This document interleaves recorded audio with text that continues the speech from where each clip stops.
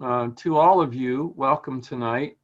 This is our new exploration called Technical Webinars.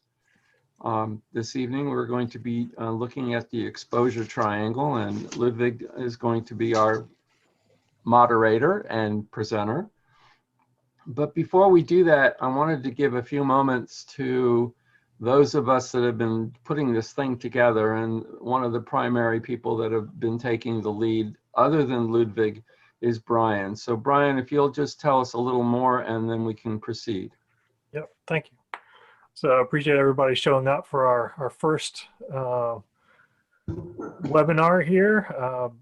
These are going to be every Tuesday, every fourth Tuesday of the month, at 6:30 p.m., just like this one starting here. And we're doing this to provide a education, inspiration, expand our skills, expand our knowledge, and basically try to help us all become better photographers, help us to share knowledge. We're going to have multiple different presenters through the year.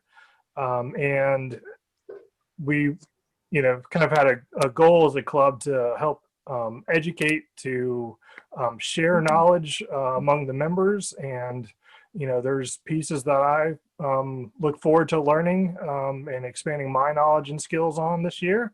And I hope you'll continue to join the journey with us and doing that, and kind of show up every month for these things. Next month, I'm doing the presentation on understanding white balance, and I hope we'll have something from everyone from beginners to more advanced stuff, and even go into some of why white balance isn't even enough. And that'll be a little taste for the people that are much more skilled and have more advanced knowledge, and I think maybe I have a few little nuggets for them too. But Ludwig's presentation tonight is on the exposure triangle, and I view that as one of the core pieces of understanding to really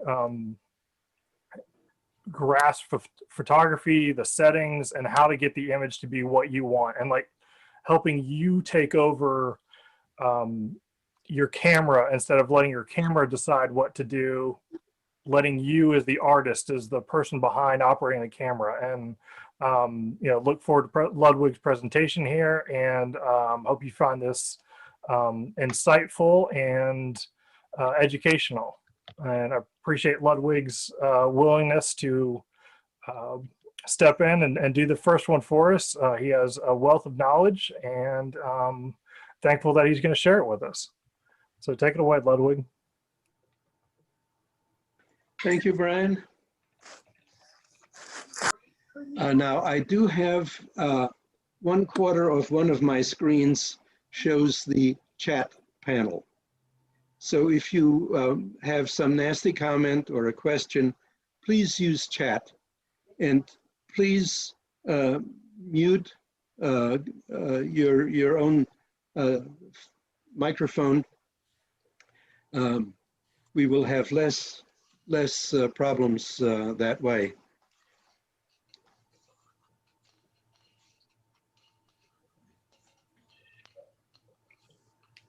So tonight's topic, the exposure triangle, is really an apt one, as Brian pointed out, because it touches on many technical topics and a number of other things. So in this webinar tonight, we will take a look at what exposure means. We will look at some of the artistic and creative potential of the controls that constitute the exposure triangle, primarily aperture and shutter, and to a less extent ISO. I promise to spend less than 58 minutes on ISO. And then we'll take a closer look at the triangle itself and what it can do. And we will also take a look at correct exposure.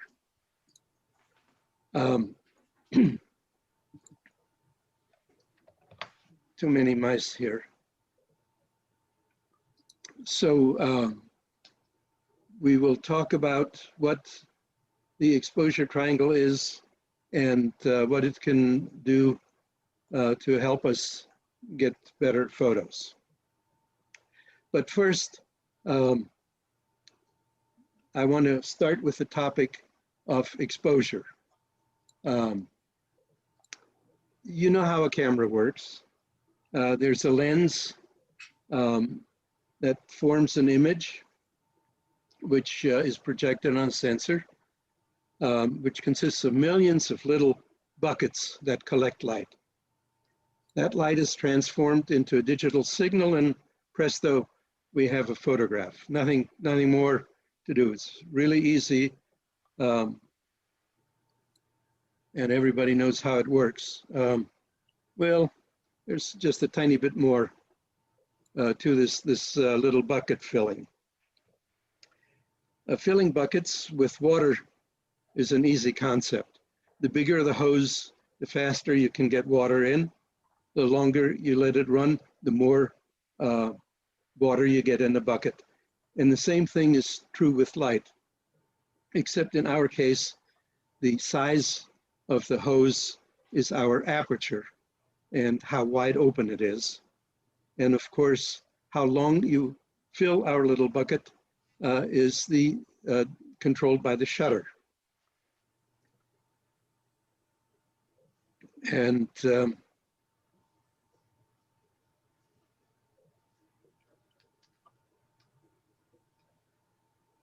that should do it if I can only find out how to push the button. There we go.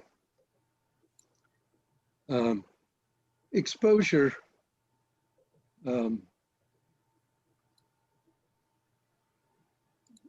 is controlled by three things: the aperture, the shutter, and ISO. As I said, aperture is the whole, how fast the light comes in, how much of it. Shutter, how long. And ISO is like an amplifier. It works just like on your audio system. You have a control called volume, and on the camera, you have a control called ISO. They both do the same thing. If you turn it up, the image gets brighter. And in audio, as you know, if you turn it up, you hear all kinds of static and noise. And the same thing is true with the camera, with ISO. When you turn it up, you see noise. We'll talk about that a little bit more. Let me start with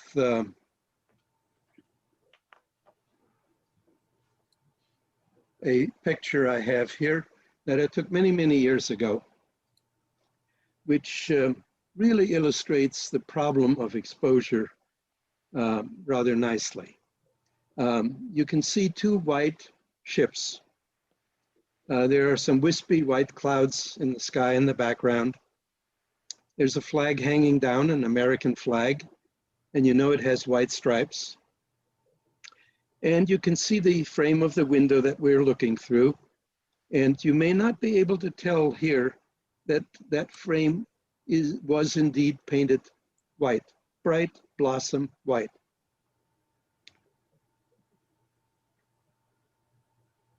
And as you look at the ships, you couldn't even guarantee that they are white, but we know they are white. The interesting part about us, our visual system, is that we know white things. For instance, we can look at that flag and the stripes look yellow, but we know they're white. The yellow comes from the setting sun, and we automatically, in our own visual system, add those things in. A white sheet of paper will look white to us in full sunlight. It also looks white under a dim, warm light of a candle. So correct exposure then is a matter of not only how the camera works, but also how our visual system works and what it is we think we want to capture. Our visual system can adapt to all the various light levels. We can see well right now in the dark as the sun has already set. And of course, we can see fine in bright daylight.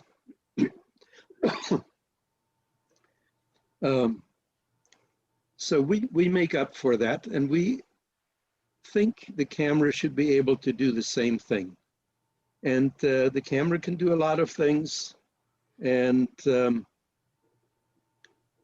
some things we have to help it. You may have heard the story that many years ago, Kodak did a study of photography and what an average scene is, so they could decide how to measure exposure and how to make the settings. They sort of mixed together a lot of photos, like running them through a blender. And what came out was middling gray, which they measured, and it was 18% reflective. And that has become the standard for photography, that the average scene is 18% reflective. Now, we will later on talk about that a little more. But for now, this is how exposure meters are calibrated. And the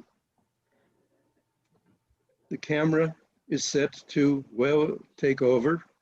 And if you set it to your auto setting, you know that 99% of the time you get good pictures. And the other 94% of the time, they're not so great. Let's take a look at the controls on the camera. We have aperture, the size of the lens opening. On many cameras, that is controlled by a ring on the lens. On some cameras, by a wheel on the camera itself, and it is remotely controlled. But pretty much all cameras, except for your iPhone, your smartphone, will have a way of controlling the aperture. And there are some very good reasons for being able to do that, and we will get to that. The numbers on the aperture control are called f-stops, and they are a strange array. That's because somebody early on let the technical people engrave the first controls, and of course we're stuck with mathematical ratio ever since. The f-stop is the focal length divided by the aperture diameter. But fear not, for all of us, all we really need to know is that the bigger the f number, the smaller the aperture hole, the less light it lets in. And of course, the smaller the f-stop number, the bigger the aperture, and more light comes in. The shutter speed control, similarly, is a bit easier to understand. The numbers on it go from 1 to several thousand typically. And these are fractions of a second. It tells how long the shutter will be open. And the setting of 125, like we have on this illustration here, means 1/125th of a second. Again, some cameras don't have shutter speed dials. They're hidden somewhere else to make it easier for the system to fool around with it. Now, the last of our three controls on the triangle is ISO. Some people are allowed to say ISO. And it is that volume control, as I said, works just like on audio gear. The more you turn it up, the brighter your picture gets, and the less light you need on the sensor. So you can, with the other controls, put in just a little bit of light, and with the ISO control, amplify it so it still makes a picture. There are some trade-offs, and we will talk about that as well.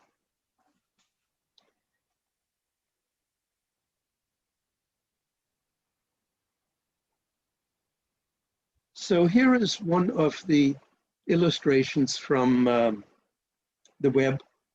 If you Google exposure triangle, you get tons and tons of these. They all look similar, and they all show the three controls: aperture, shutter speed, and ISO. But notice on here that there is a little more information there. The three controls, of course, are arranged in a triangle, and with arrows that show brighter and darker. But there is more to it.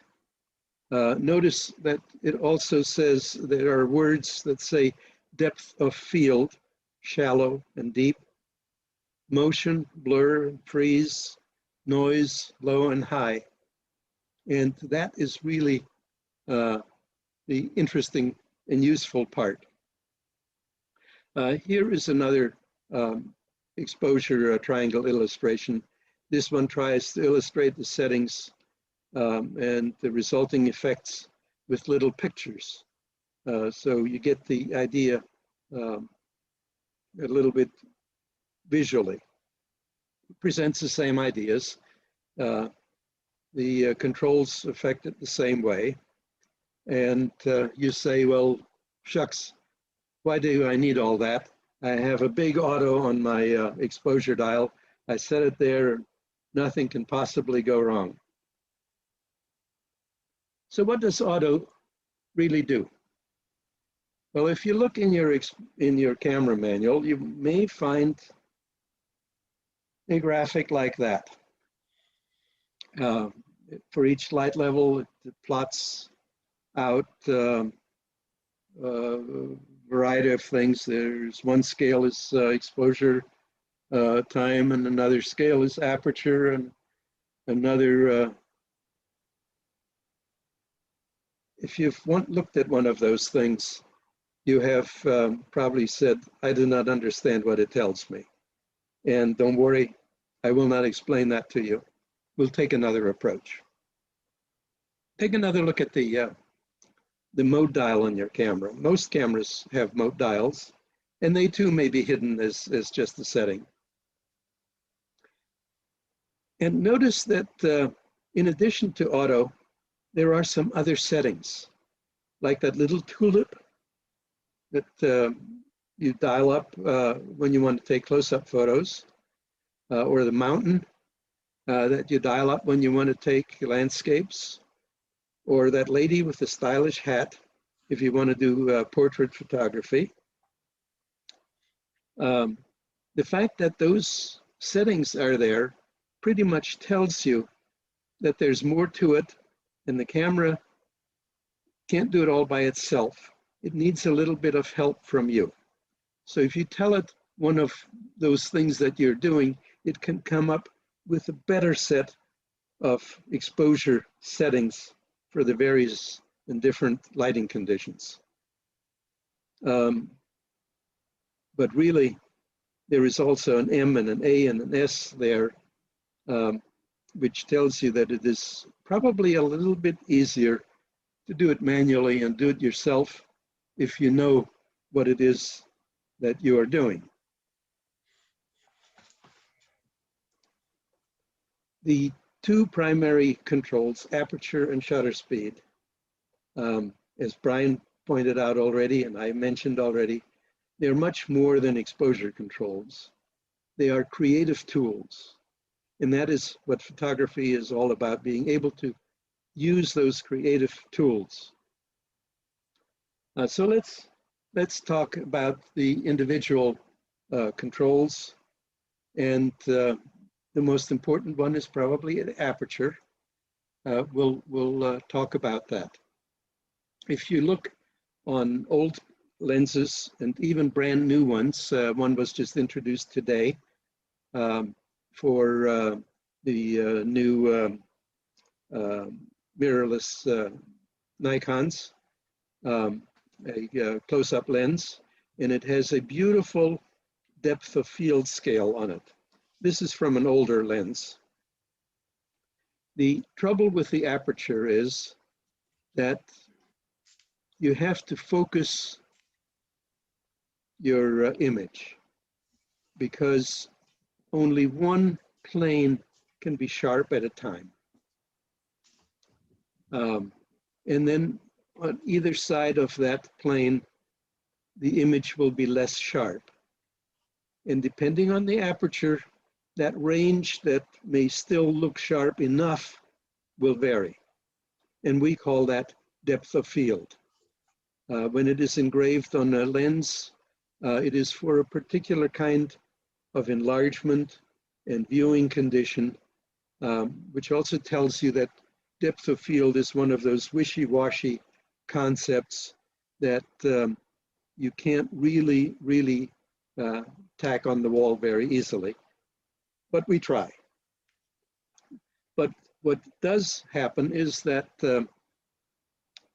for when the hole is really small, for a high F number, you get a lot of depth of field. The range is wide. And for a smaller F number, the range will be less so. Here is another scale. Here the focusing was set at approximately, little less than 8 feet. And you can see what lines up with the bottom here is that, for instance, for F4, there's a 4 on either side of the focus mark, that little triangle on that lens. For the F4, one end is at about 6 feet, the other at about 10 feet. For the F11 marks, the depth of field range is from a little less than 5 feet to about 25 feet. So depth of field varies with focus distance, varies with aperture. It also varies with sensor size. So on your camera, the range will probably be different. We won't get into an awful lot of detail about how to set depth of field or how to calculate depth of field. After all, we may want a webinar on just that one topic coming up sometime. But depth of field works that way because of physics, because of the way optics works. We can't do anything about it, but we can take advantage of it. So let's take a look. If you have a landscape photograph, like this one here, for instance,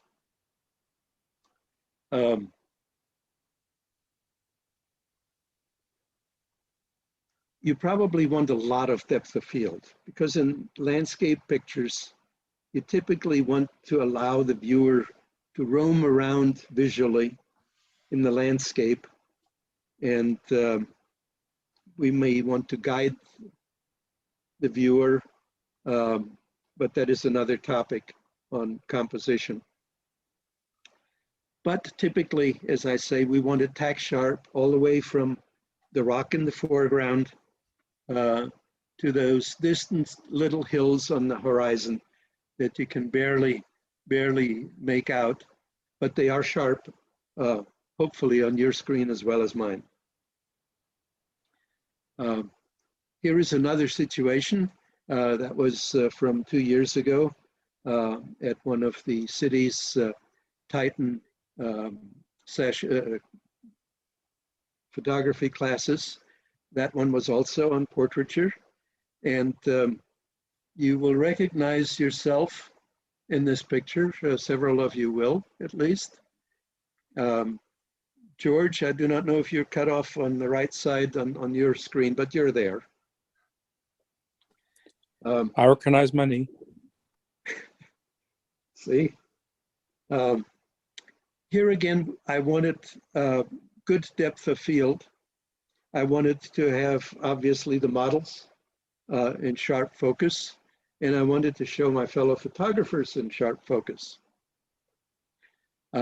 For my lens setting of 24 millimeter focal length, f11 was enough to cover that range nicely. Now, I will go and go to the other extreme. In close-ups, as I said, the depth of field changes, and the closer you are, the less you get. And the wider open the lenses, the less depth of field you get. And in the situation of this little icicle hanging from a leaf, which was only about, a 1/10 of an inch across, the depth of field wasn't much more than that from front to back either, maybe about 1/10 of an inch. So it varies all over the place, and it is, depth of field is very shallow when you're close, and you get more of depth of field when you're farther back. This lets you make some interesting trade-offs and changes. Take a look at this bouquet of flowers.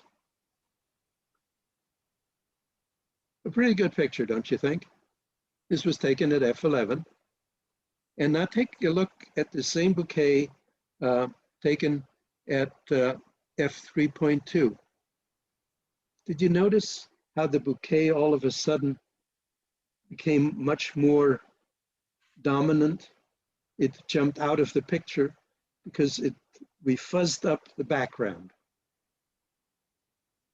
And that can make all the difference in photography. Let me take another picture here.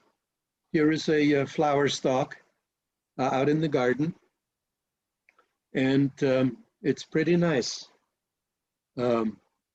Let's open the lens to a wider aperture and photograph it again, and notice how it stands out. So the aperture lets you select how you want to emphasize your subject. This is where the art comes in, and this is where the camera auto setting will fail. This is where you as a photographer can make the choice, decide how much you want to show. So you have to learn about depth of field so you can use it and get the best out of your photography. Here are those last two photos side by side. And you will see there's no comparison. One isn't even worth sharing, while the one on the right is a nice flower photograph. So this is why the aperture is such a nice, powerful tool. It lets you decide what to emphasize. And, oops, sorry.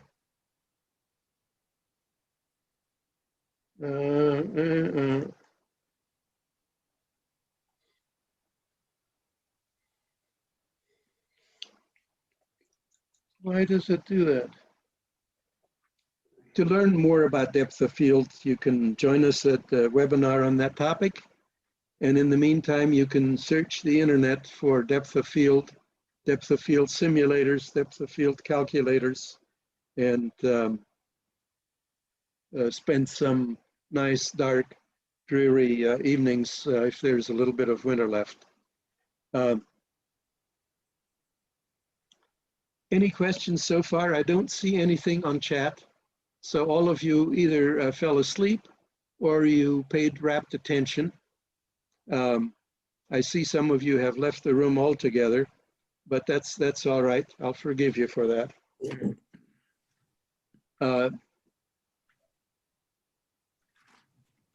As I say, if you have comments or questions, just write it on chat. I will see it, and I can either stop or I will get to it, so we can make sure that you get out of this as much as I can possibly deliver. Oh, yeah. Next, let's take a look at shutter speed. And that may be a little bit easier. The shutter speed dial typically goes, as I mentioned already, from 1 second to a fraction of a thousandth of a second. And if you want to photograph something that moves very fast, like a helicopter, we have aviation photography coming up as a topic this month. If you want to stop the blades of the helicopter, you need a fairly short exposure time. For this one, I had chosen a 2,000th of a second, which stopped the blade very nicely, especially as it was square on this way where its motion is less apparent. Here is another photo of a flying object, this one being a seagull. And here I chose thousandths of a second. At a thousandth of a second, you can still see a little bit of blur in the wing, and it tells you that that wing was indeed flapping, that bird was indeed flying. It wasn't the stuffed bird that I hung from my ceiling to photograph. It was in fact a real seagull photographed at the seashore. So sometimes you want a little bit of blur, and sometimes you want no blur. Most of the time, our shutter speeds will be around 100th of a second to maybe a 500th of a second for shooting. But sometimes we want a lot more blur.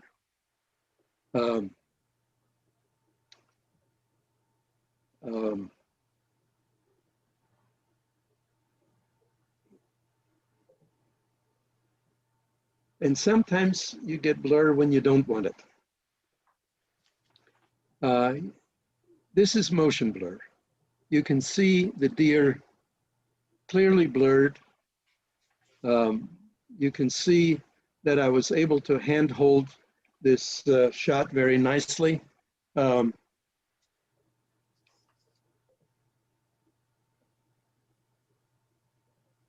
didn't write down what the shutter speed was on my notes.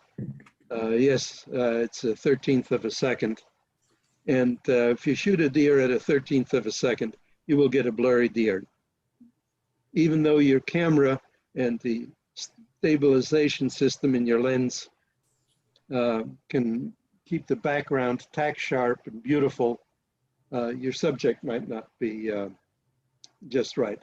Now, sometimes you want the subject blurred. Here, I wanted the whole room blurred for effect. I was done in the restaurant, and you can see at a half a second, I was able to shake everything together so I would have a nice background photo for some effects. Bob Chadwick took this photo. We love trails, light trails from automobiles at night. And here you want the long exposure times. I'm not sure what he used for this one. He certainly had a tripod for this photograph. Here's another one that shows the area very sharp and steady, and the passersby are just little ghosty images. This was again done intentionally. This was again handheld with a good camera that has good image stabilization. So you can do a lot of that. I did a similar photograph some years ago to show ghosty people with trains. Trains are very much old technology, and I wanted to give a feeling of old time. So this photograph is in black and white and shot at a little more than 2 seconds. So that gets us quickly through the shutter speed area. Ken Hickson points out that his camera and many cameras, they have a button, DOF button. That is typically the case for DSLRs. I do not know if the modern no mirrorless cameras have such buttons. What they do is they stop down the lens. On my camera, the viewfinder gets so dim that I couldn't see before what was sharp. And when I push the DOF button, I can't see anything at all. But some photographers with younger eyes can make good use of that.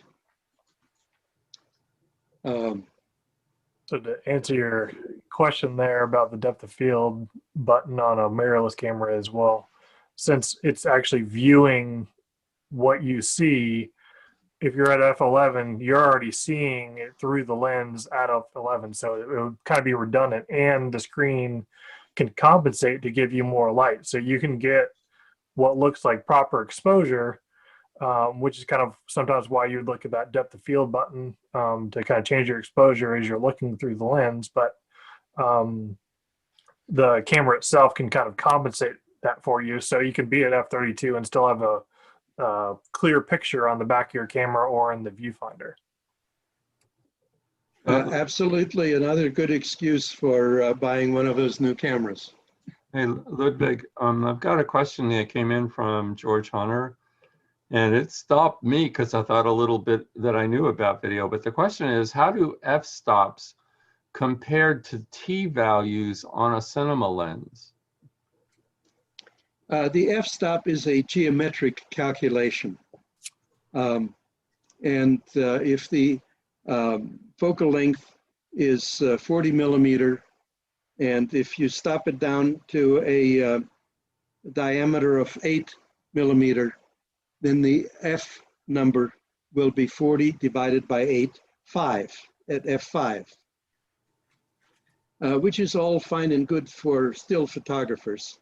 In videography, where you have to match the scenes and the exposure in the scenes very accurately, the f number is not nearly as important as the transmission of the lens, such that you get the same exact amount of exposure, the amount of light coming through at a T11 from one lens to T11 on another lens. One lens may have just 4 elements and allow 98% of the light through, whereas another lens, a much more complicated one with 18 elements, might only allow 90% of the light to come through. And you would notice that, at least the video people would notice that. So they calibrate video lenses in T-stops for transmission. So they are exactly matched to the same transmission rather than the same geometric setting.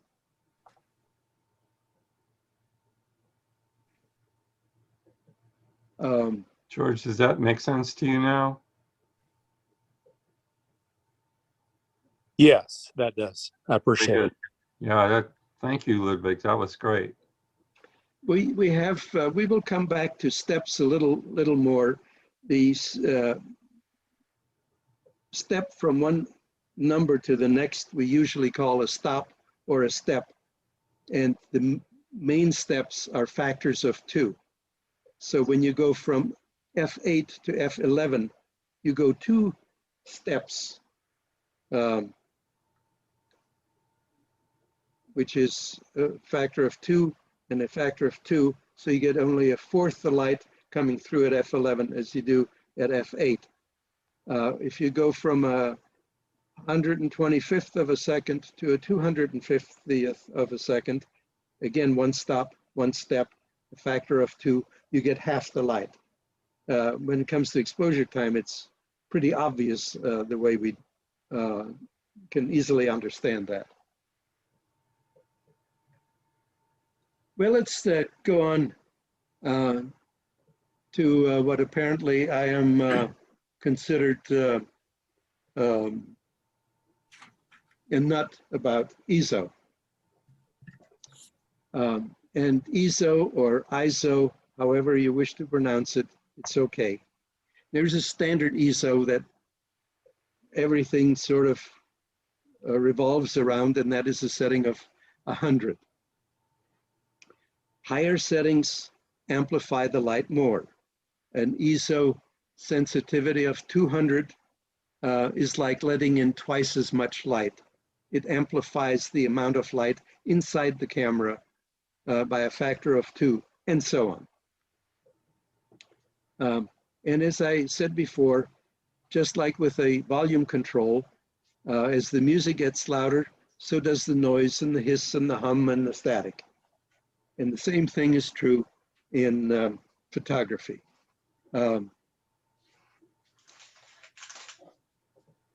Take a look at another one of my photos from 2 years ago. And this was photographed at 25,600, an ISO of 25,600. Most cameras cannot do that without a lot of noise. Take a look at the flagpole there, and this is a crop from that area. And you can see the picture is made out of little dots, colored dots. 150 years ago, they called that pointillism, but in photography, we don't give it a name. We just throw them in the trash. We shouldn't, because nowadays, pictures like that can be rescued.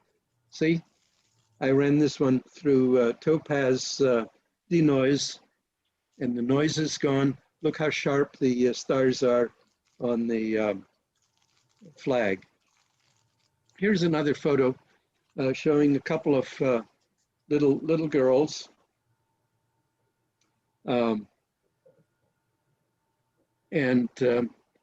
Unfortunately, the picture is underexposed. And especially when you have underexposure, if you bring that up in post-processing, you see tons and tons of noise. This is what a crop of the one of the little girls is like. And again, you can see it is just a bunch of noise. Not something you want to enlarge and hang on the wall. Not something you want to share with people. However, here again, here is a screen capture of what Topaz Denoise AI can do. And yes, indeed, it not only digs out the detail, it not only smooths the noise, it digs out the detail like the eyelashes to make the photo work. This is the resulting portrait, again, cropped from that same noisy photo. And you can see it makes for a fairly fine photo that anybody would be proud of, not just the parents, not just the girls, but even the photographer. Ludwig, there's a question on the chat box that I think is interesting at this point. When you showed the denoise of the flag, the question came up, were the stars on the flag actually sharp or just free of noise? Let me go back to them. And you can see that they are reasonably sharp. The focus was good. But if you look, if you would smooth out just the noise, the stars themselves would be a little bit fuzzy at the edges. But the denoise interprets that and fills in those missing pieces where the noise was with information from the surrounding. And it does that with artificial intelligence, and it does an amazingly good job. Again, on the eyelashes, for instance, if you look in the screenshot, in the left image, the original, the eyelashes are there, but you can't really say that they are sharp. In the right image, the noise is smoothed out, but the sharpness of the eyelashes is reconstructed more than it is retained. It really does a nice job.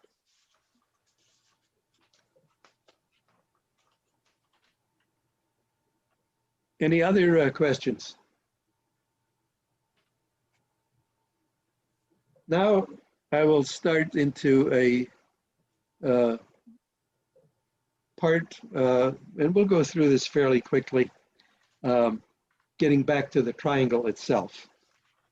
And I had shown some pretty pictures of triangles, and I draw my own, and being a techie type, I leave out all the other things.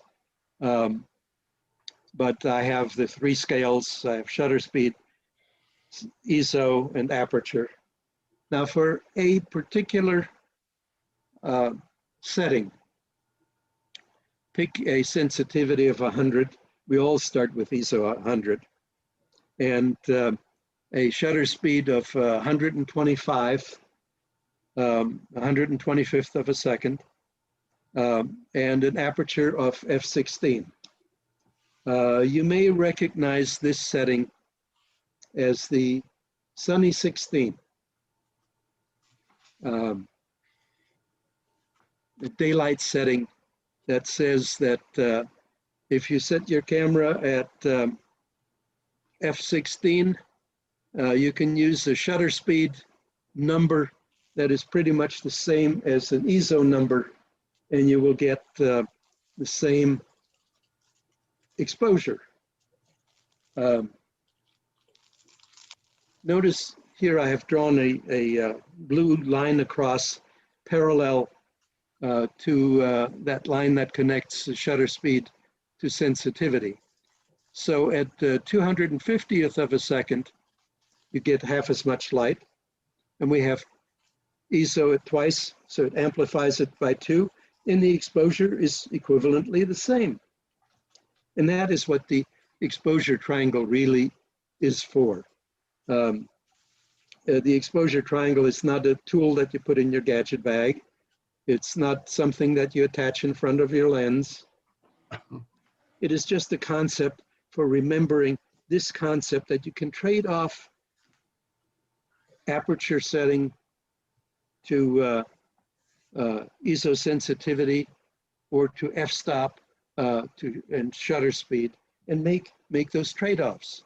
The trade-offs can be between sensitivity and f-stop at a fixed shutter speed, like here. Or you can go the other way, keeping the sensitivity at ISO 100 in this case, and you can also get the same equivalent exposure at f22 and a 60th of a second instead of the original setting. I have taken the liberty here and drawn a whole bunch of parallel lines to this original one, which I made heavier here, for the same setting for outdoor photography. And all these settings are equivalent. A 2,000th of a second at f4, or a 1,000th at f5.6. And on the other side, a 15th of a second at f64. No, worry not, your camera doesn't go that far. But they used to. But these are the trade-offs. Now let me pull a little stunt here. Can you see what I just did? I added numbers. just simple numbers, 0, 1, 2, 3, 4, 5, 6, and so on each scale. Can you see what happened? Take a look at the ends of the parallel lines. Notice that on one, the shutter speed there at the 15th, where it says 4, it connects to 11. Another one says 6 and it connects to 9. And another one says 8 and it connects to 7. And another one says 10 and connects to 5. And did you notice that if you add those two together, they all add up to 15? Do you know what that is? That is what your camera manual calls EV15, an exposure value of 15.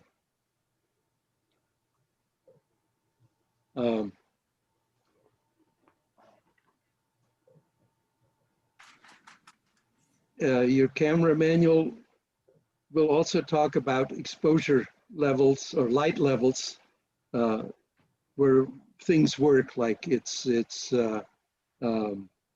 focus range, where it can still focus. And it will probably say it focuses at -3 EV. So they use EV as a light scale for illuminance, for luminance of a subject. We won't go into that anymore. I've said enough about ISO. Any questions at this point? I have just a few more things to share, and I want to point out that there are other controls on your camera. One of these, well, not many cameras have these controls, but they are internal. And you can have a setting of a dot, or a dot in front of a window, or a dot that is being embraced. And those settings usually tell how the exposure control system, the exposure meter inside the camera, what it sees. The middle setting says it sees all of the picture uniformly. The dot says it sees only a part in the middle. And the other one is sort of an average between the two, center weighted. And then there's another scale, typically, and it too may be just a virtual scale, and that is exposure compensation. And there's a reason for that. Let me explain the reason or show some examples of what that is first, and then we'll come back. I already said that average exposure is for middle gray, 18%.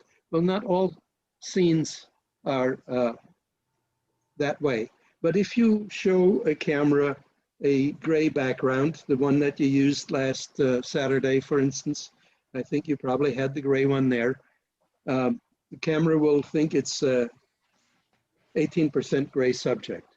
And even with a model in front, it will get a pretty good correct exposure, because Titan made sure that the models, when they have light skin, they have dark clothing and vice versa.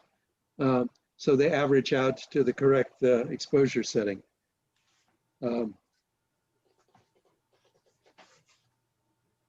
Now, when you have a subject like this, here is a white background. And if your camera looks at it, it doesn't know what it is. It thinks it's 18% gray, and it makes a mushy picture. Not only does it make it 18% gray, it gets the color wrong. That's so we give Brian something to talk about next time.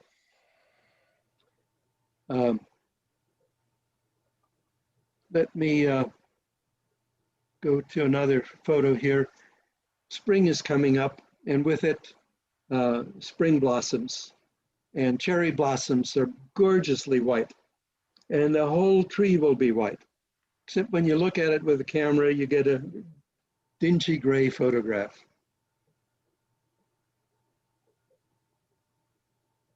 If you look at it in your camera in back where you see the histogram, you can see that it peaks right dab in the middle. It thinks it's average to gray, but it really ought to be, the flowers ought to be white, and you should offset your exposure.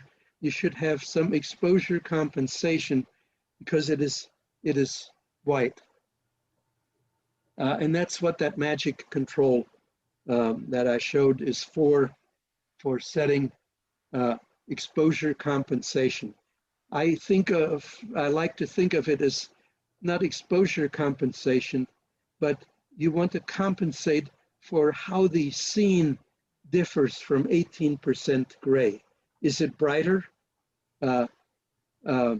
Then you want +1 for 1 stop more, or +2, 2 stops more. Is it a darker scene? So you want to go to -1 or -2 on the setting to make up for that. I have pretty much used up my time, and that brings me to the end of my discussion on the exposure triangle. I hope I have given you some ideas, and let's see if there are any other questions here. Why do they call it ISO? Well, it stands for the International Standards Organization, actually for the French name for it, because that's where it is at home, and they're very particular about it. They have been in business for a long, long time. And it is an amazing story, which if you pay me enough, I will tell you about it, because I used to be a delegate to the International Standards Organization, an expert, as they are called, and I still have my credentials. For some 3 decades, I served on working groups. I did not serve on that joint professional expert group called JPEG. I served on others, and there are many that set the standards that make photography work the same all over the world. And that has been a success story for 3/4 of a century of people actually working together to make photography the same. Lenses from one manufacturer fit on cameras of others. The hot shoes are all the same the world over. Film speeds are the same. ISO is the same. And that's what ISO is all about. Any other questions? I don't see any in the chat box, unless there's anyone else who'd like to provide one verbally. I've put a couple in there. See which ones did I miss? If Ludwig can explain more about why they call it a stop of light. I wish I could. My share button has gone away. I do not know what happened. I took it away to try to put that on the where we are, so you can take it back. No, it's okay. Yeah, you can take it back if you'd like. It started all a long, long time ago when apertures didn't have, when camera lenses didn't have real apertures, and photographers discovered that they can get sharper pictures if they put some cardboard or something in front of it with a hole in it and basically stopped down the size of the lens. That's where the term stop came from. And then eventually the word step of a factor of 2 the ratio and stop sort of became the same thing. And I do not know the real truth, but it's somewhere between those two. There's a couple questions that are there that are interesting, that ask to define the difference between exposure compensation and bracketing. And there's 2 questions in the chat that follows pretty much the same vein. Exposure compensation, as I said, is making up for the fact that the scene is not average gray. A snow scene is brighter, and so you want, it is brighter by maybe a couple of stops, and so you want to compensate that and dial in +2, which means it will give you more exposure, which will make the snow brighter and looking white. Exposure bracketing takes a number of photographs, and it takes several photographs underexposed or overexposed depending on the setting. So you will have one that is the correct setting for that particular difference in the scene. There's an interesting sidelight to the question. It says, what does the exposure compensation actually adjust within the camera when you adjust it up or down? It tells the exposure meter to make up as if there were less light. And it will affect the other controls depending on what the camera is set to, or maybe just the indication of exposure if you just show the scale in the viewfinder. If you have it set, for instance, to aperture preferred, such that your aperture is fixed, then it will adjust the shutter speed maybe, and to give you more exposure time. But if that runs into your limit, because usually we set the camera such that it doesn't go too slow so we don't get camera shake, then it may up the ISO. So it may do various things inside. Are there any other questions or comments that people would like to make at this time? People, there's a comment that says, people talk about fast lenses. A fast lens is one that can go wider open. For instance, I have a zoom lens. The widest opening on it is f4. But in my kit, I also have a lens that is can open all the way to f2.8, so it is faster. The fastest lenses these days are typically f1.4. If you have a few extra $1,000, you can even buy one at f1.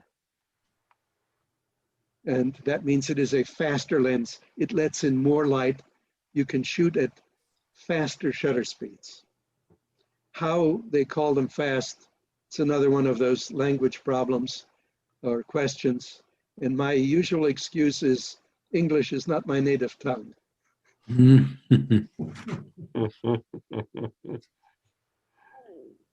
We're still open for a few minutes. Any other questions?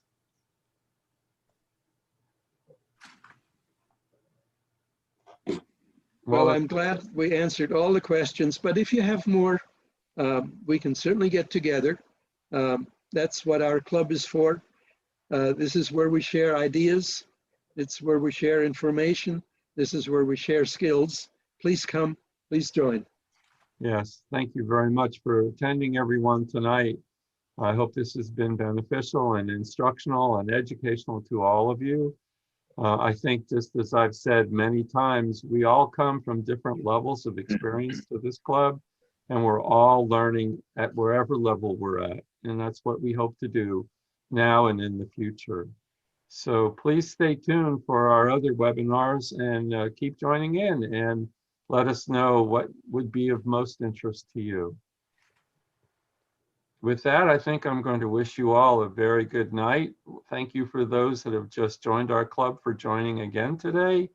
And also just all of you. Thank you very much. Enjoyed it. Thank you very much. Thanks, Richard. And thanks, Ludwig. Thank you, Ludwig. Thank you all for coming. Thank you. Great job. All right. Thank you, Ludwig.